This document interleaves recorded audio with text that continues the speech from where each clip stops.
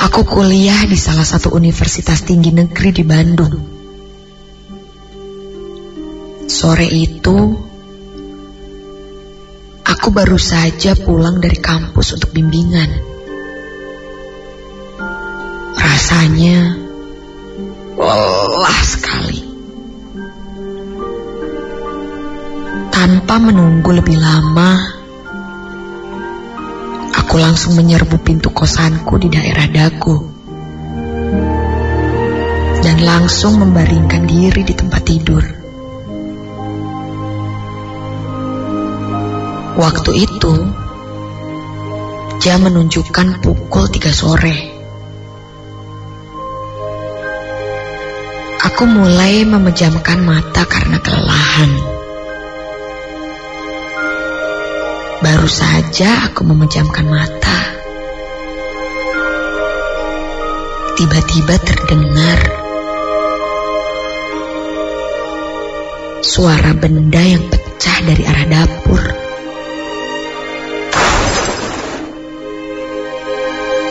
Aku sontak terbangun dari tidurku. Oi, siapa sih nih? Main di dapur jam segini? Wah, pasti Nunik deh, kataku dalam hati. Duh, Nik, ada apaan sih? Ganggu tidur orang aja. Berisik tahu. Ucapku sedikit kesal kepada Nunik, teman kosanku. Namun tidak ada jawaban dari Nunik. Jarang sekali Nunik tidak menjawab pertanyaanku.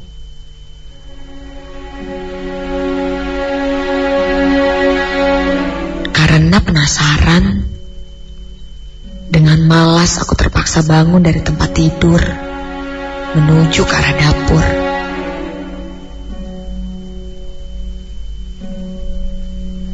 Aku membuka pintu kamar dan menuju ke arah dapur.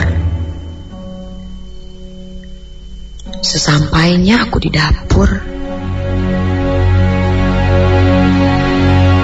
aku tidak menemukan siapa-siapa di sana. Namun, anehnya, aku menemukan sebuah gelas yang pecah. Dan pecahannya masih ada dan berserakan di dapur.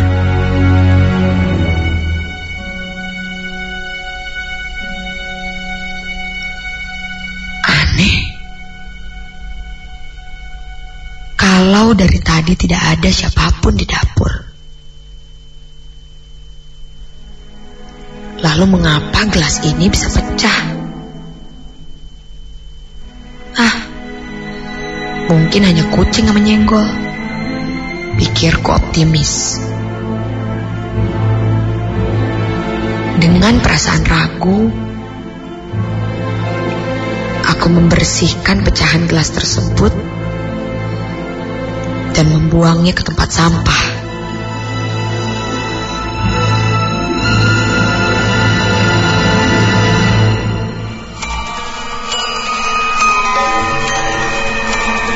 Aku memutuskan untuk kembali ke kamar. Ketika aku membuka pintu kamar, tiba-tiba berhembus angin yang sangat kencang dari arah jendela kamarku. Dan otomatis jendela kamarku yang sedang terbuka tiba-tiba tertutup sendiri dengan suara yang sangat kencang.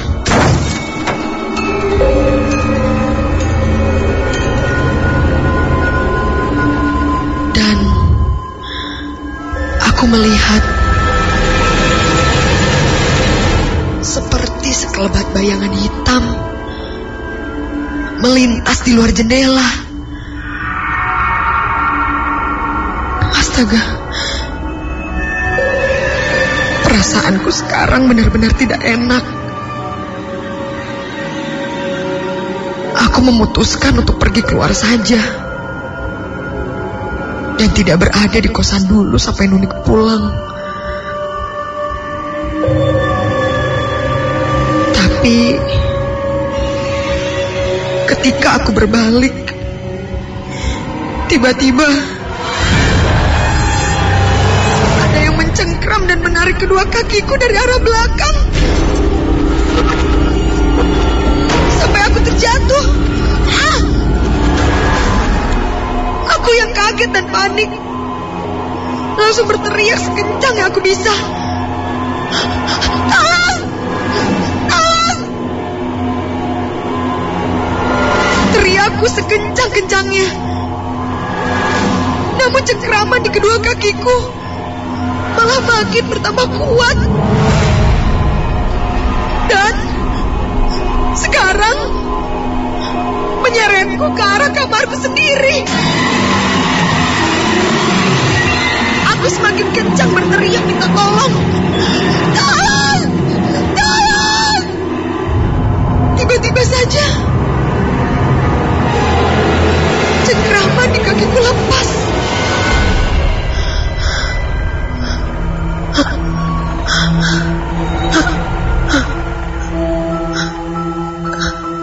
Ketika aku rasa sudah bisa bergerak,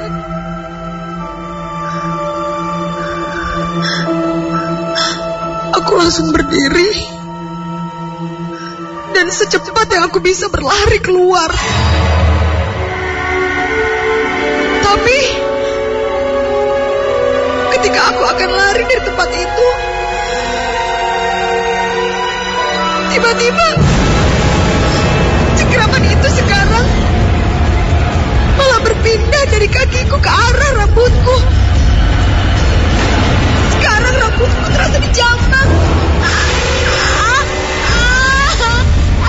Lepaskan! Lepaskan aku! Pergi! Pergi!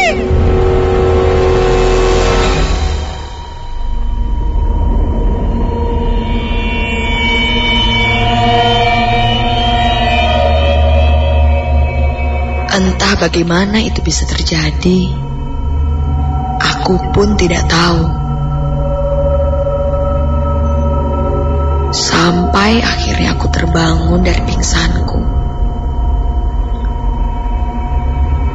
Dan jam sudah menunjukkan pukul 3 dini hari.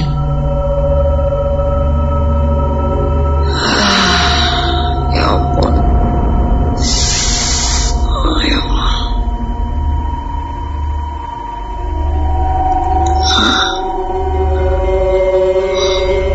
Udah jam 3. Nonik udah pulang belum ya? Pikirku masih terngiang-ngiang kejadian tadi sore. Ketika aku hendak bangkit dari karpet tempat aku tadi pingsan, tiba-tiba angin kencang itu berhembus lagi.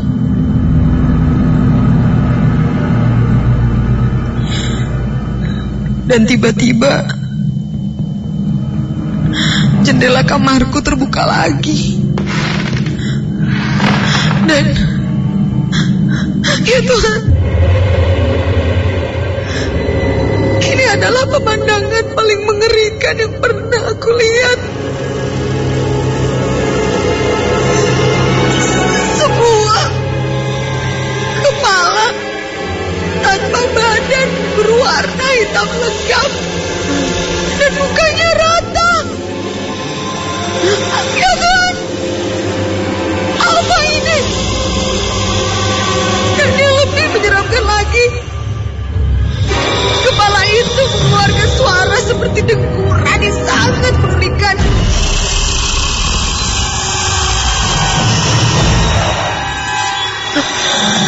Ya Tuhan, kepala berwarna hitam legam itu sekarang perlahan mulai melayang mendekatiku. Aku sontak berlari ke arah pintu. Dan ternyata pintu kosanku macet. Tak bisa dibuka. Ya Tuhan, tolong aku. Buka pintunya. Nunik, tolong. Dan entah siapa itu, yang pasti pintu kosanku akhirnya terbuka. Tak begitu jelas wajahnya.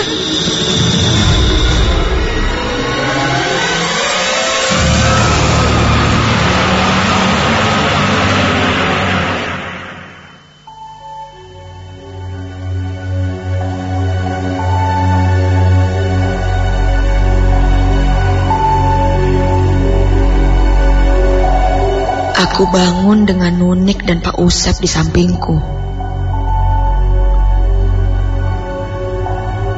Pak Usep adalah penjaga kosanku yang sudah berada di sana selama hampir 10 tahun. Aku menceritakan semuanya kepada Pak Usep dan Nunik. Pak Usep mengatakan, memang dulu sekitar 6 sampai dengan 7 tahun yang lalu pernah ada laki-laki paruh baya yang bunuh diri di kosan ini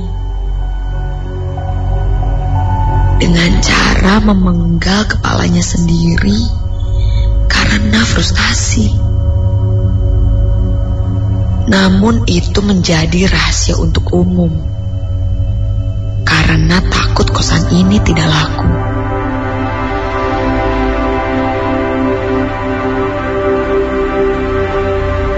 Pak Usep pun berkata bahwa kepalanya memang sering terlihat melayang-layang di halaman rumah, sedang badan tanpa kepalanya sering terlihat di daerah dalam rumah, terutama dapur. Dan ketika aku tanya di mana lelaki parubaya itu bunuh diri, Pak Usep menjawab, lelaki itu bunuh diri tepat di depan jendela kamar yang aku tinggali.